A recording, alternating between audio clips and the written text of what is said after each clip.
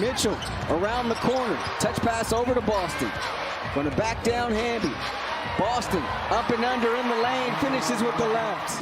It's been next woman up, and I think what I love the most about this squad is that, just like O said, like we instill confidence, the coach instills confidence that any shot you take, shoot it with confidence because we trust you and we trust that you're going to make it. And I feel like that's just really helped us down the line because no matter who comes in, no matter who steps up, we're all just really happy for each other. You hear Boston after the game talk about trust and confidence. She says the team trusts shots and trusts each other. She didn't just say it, she lived it. The question hangs in the air. What did she mean? That's what we unpack next.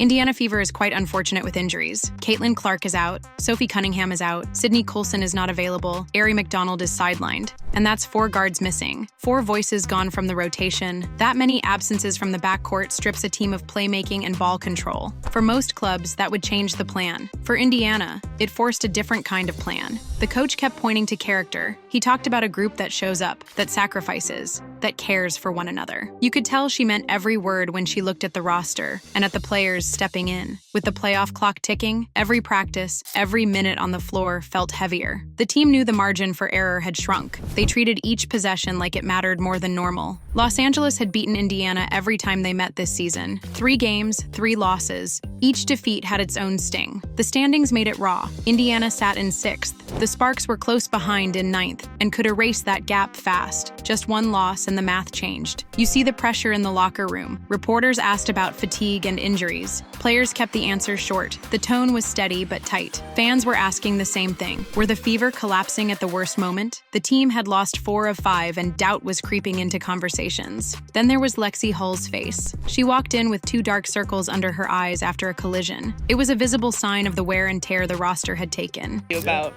the 2 black eyes, just what was your reaction kind of seeing, obviously the knot go down your head, but then the black eyes kind of form? Yeah, well, so when it happened, I had a photo shoot on Wednesday on our off day, so I was like, oh my God, I'm gonna be looking horrible. And originally I was like, I just need to get the swelling to go down in my forehead.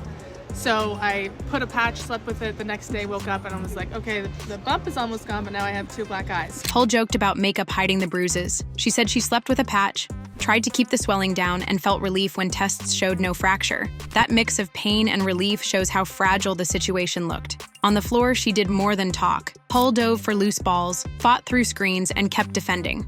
Her actions sent a message that she'll play through the hurt. The game itself was ugly at times. There were turnovers, messy possessions, and grit that looked like a slog. Pull it out by 1 point. It was an ugly, ugly game. But every stop and every rebound had weight. The coach kept repeating that defense and effort were what would carry them. Key deflections turned into steals.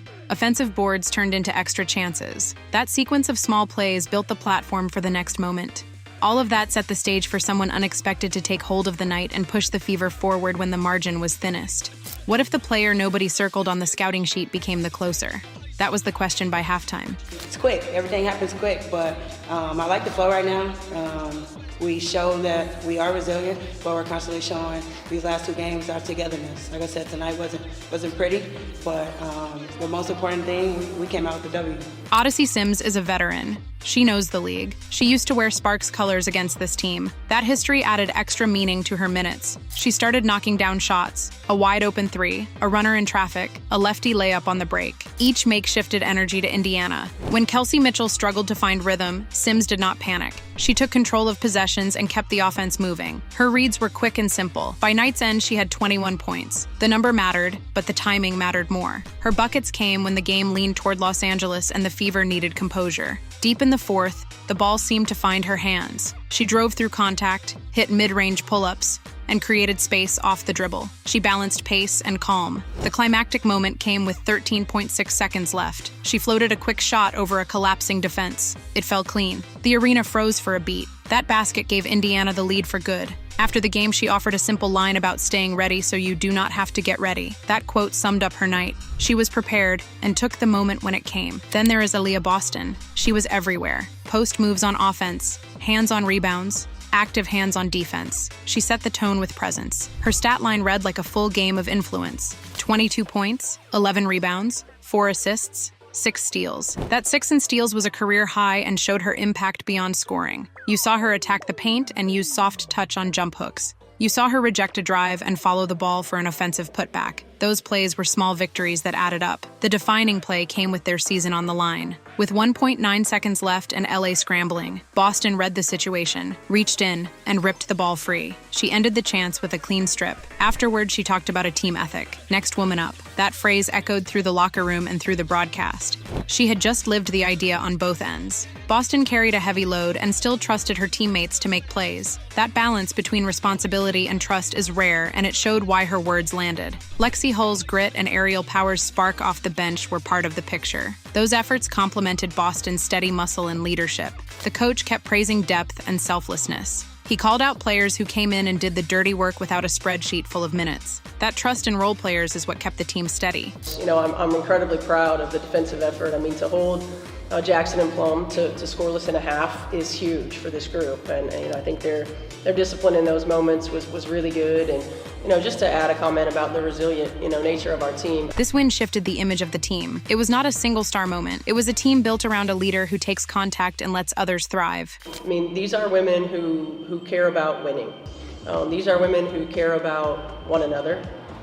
These are women who sacrifice every single day. But one name wasn't on the court that night, and you felt it in every timeout and every huddle. Caitlin Clark watched from the sideline in practice gear, moving through drills but not yet back to full game speed. The room quieted when she jogged out for shoot-around. You could see the focus in her face. You see her take a catch and shoot rep, then a step-back jumper, then a burst through a cone drill. It looked close, not rushed. Coaches hovered nearby, hands on clipboards, reading body language more than box score lines. There was careful intent to every step. 5 games left in the regular season. Every possession now scales up in value. One slip could cost a seed. That urgency made every practice feel like a checkpoint, and every training minute count toward something bigger. Here's the deal about what Clark brings. She averaged about 19 points and 8 assists before the injury. Those numbers are not just totals. They mean she creates shots for others, forces defenses to rotate, and opens space inside for Boston to operate. Opponents must account for her on every snap. I mean, when defenses collapse on Clark, Kelsey Mitchell finds cleaner looks. When they chase her off screens, Aliyah Boston gets more room to post up. Clark's return would change the math on pick-and-roll reads and on how teams guard the perimeter versus the paint. The Fever proved they can survive without her in that win. Still, adding Clark is not a simple plug-in. It changes rotations, minutes, and matchups. It also removes pressure from bench guards who have held down the fort. That breathing room matters late in games. Coaches are cautious about a groin issue. You see slow progress through contact drills and light scrimmages before full clearance. Medical staff track pain, range of motion, and how she handles live defenders. Rushing would risk a setback and possibly a longer absence. Come to think of it, the psychological lift might be as big as the tactical lift. Teammates glance at her on the sideline and carry a little more belief. Fans notice when she warms up and the arena buzz rises. That energy can swing tight games. The post-game locker room had the coach standing tall, praising the fight and the way the team married effort to execution. She said she was proud and led a chant that felt like a promise more than a celebration. That moment showed how close the group is to the next step.